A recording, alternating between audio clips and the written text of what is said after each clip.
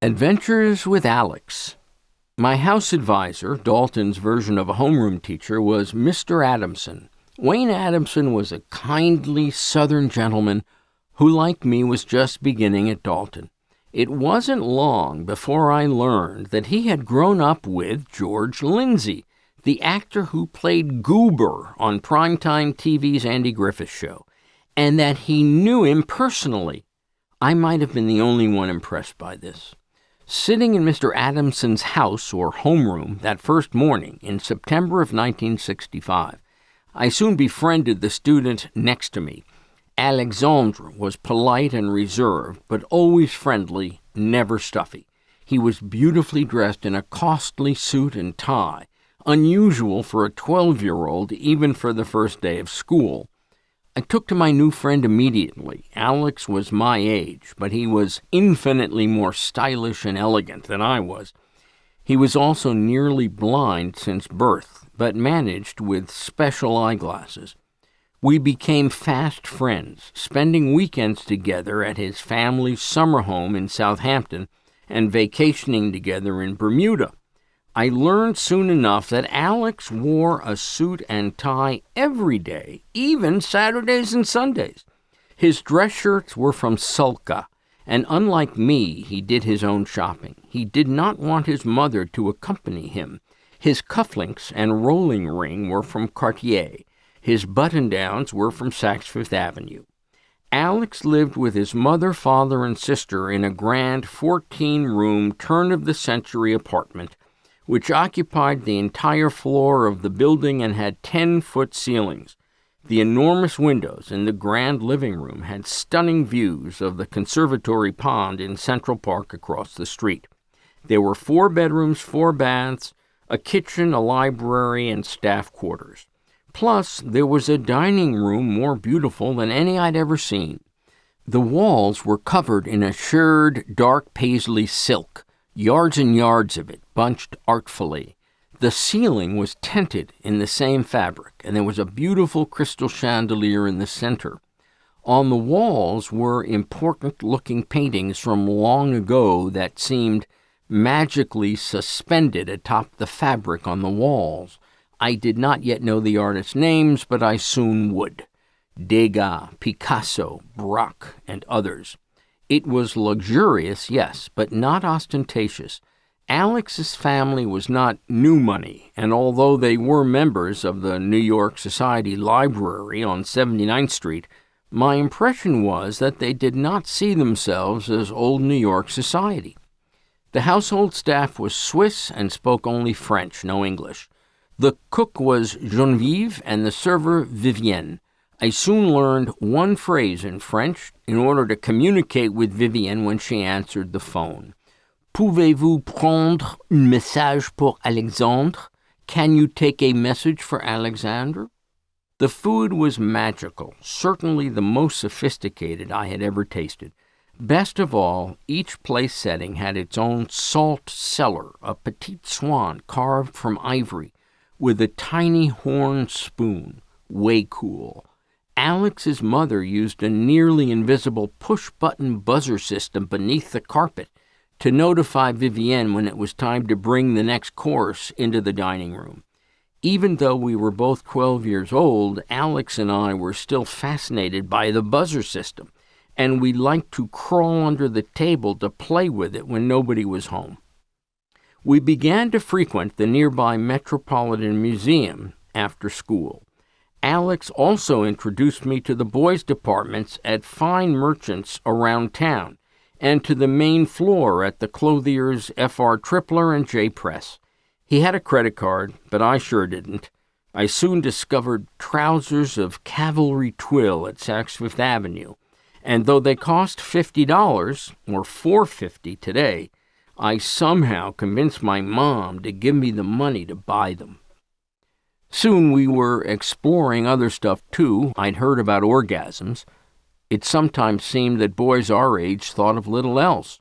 Nonetheless, I was stunned when I experienced my first ejaculation while rubbing against Alex's thighs.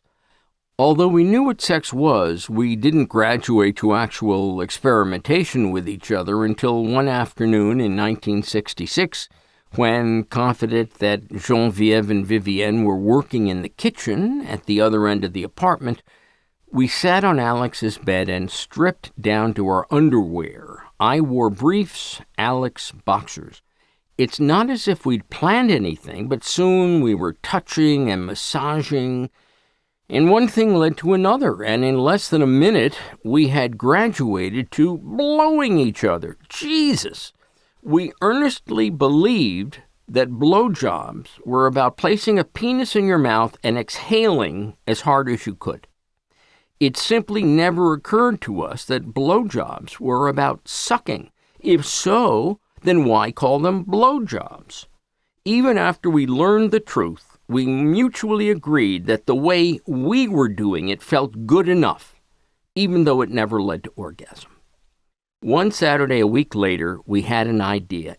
Intracrural. It's not that we knew anything about the practice, but we discovered on our own that when one of us placed his penis between the other's lubricated thighs and thrust forward to create friction, it felt awfully good. I tried it on Alex first.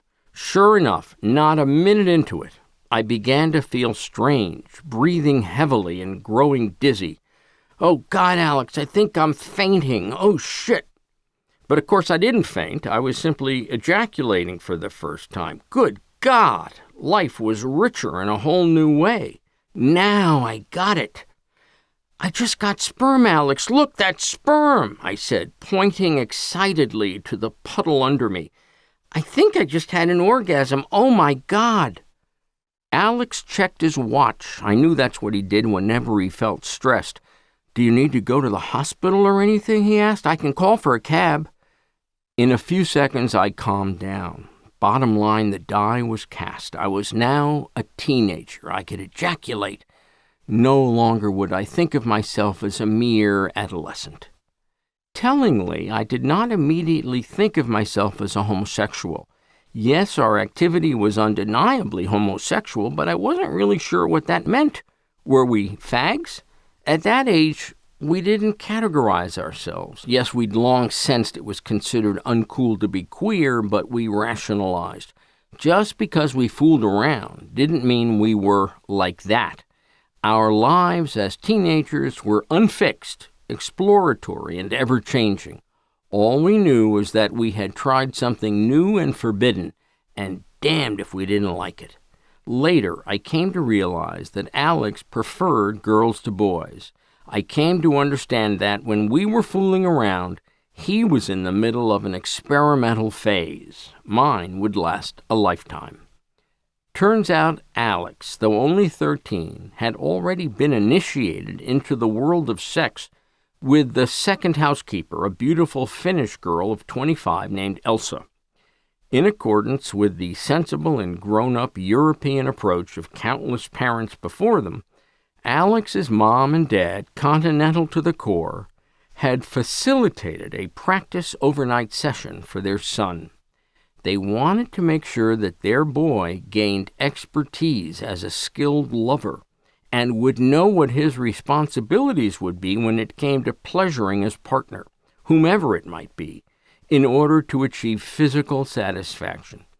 I considered this, just like the long-established European custom of a father taking his son to a sex worker the first time, a venerable and useful ritual. As it does for most boys, early erotic discoveries opened an entirely new world to us. For the remainder of that year, 1966, and the following one, we began to explore the thrilling and dangerous crossroads known as 42nd Street. This was, of course, before the Disneyfication of Times Square. West 42nd between 6th and 8th Avenues was very much the uniquely seedy underbelly of New York City at the time. Less than a month after our first time, Alex and I stood in front of Bob's Bargain Books, one of the largest dirty bookstores in Times Square.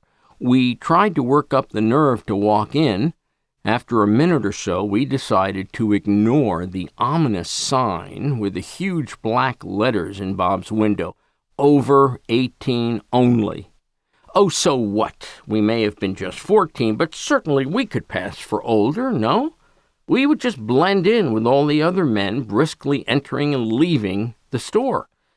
Geez, I was dumb. Come on, let's give it a go, I said. What are they going to do, arrest us? I held the door open. Alex walked in first. I was right behind. 2 seconds later, the obese mob cashier, straight out of Central Casting, spotted me. He pointed at me and barked from behind his huge raised desk at a volume so ear-shattering I was certain every person in the place had now turned to stare at me. You! Out! I was horrified. Miraculously, Alex had managed to slip in. If Fatso had seen him, he didn't say a word. Alex definitely looked older than I did, especially because he always wore that suit and tie. Why did I have to look so friggin' young? As I waited outside for what seemed like an eternity, Alex finally emerged, but his hands were empty, not a single package. I was ravenous for even a morsel of information.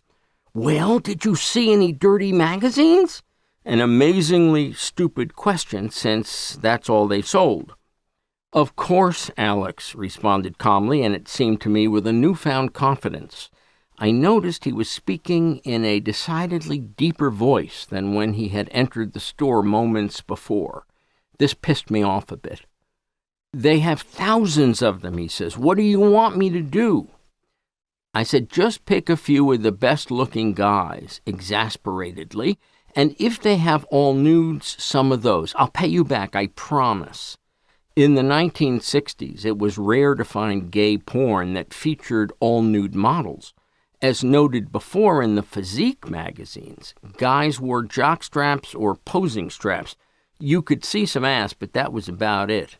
This was before I scored some good stuff in later years.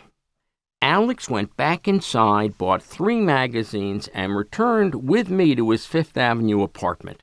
For a while, we were on top of the world. Not only were we teenagers now, but we owned real pornographic magazines. Damn, life was good.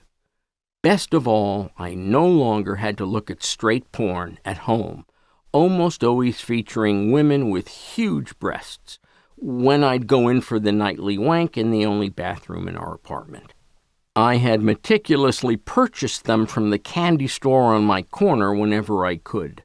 Now, though, I owned a half-dozen male physique magazines, all guys, almost enough to use a different one each day. Ironically, it was Alex who later got in trouble for the magazines. He'd held on to some of those he purchased that day in Times Square, and he stored them in the locked desk drawer in his bedroom. Well, one day he forgot to lock it. His father happened to open it and discovered the stash. I wasn't there, but Alex told me it was quite the scandal. His father was furious and screamed at him in that heavy Swiss-French accent, "Alex, what is this male nudism? What is all that? Why do you have this?" Even then, Alex's dad seemed to me like Alain Delon, suave, tanned, beautifully dressed, and usually smoking a big cigar. "I don't know, Daddy. I don't know where they came from," Alex offered lamely. Somehow, when the 3rd degree was over, Alex told me his father calmed down. Alex was certain it would all blow over and never be mentioned, and that turned out to be true. But our Hardy Boys porn shopping forays came to an end.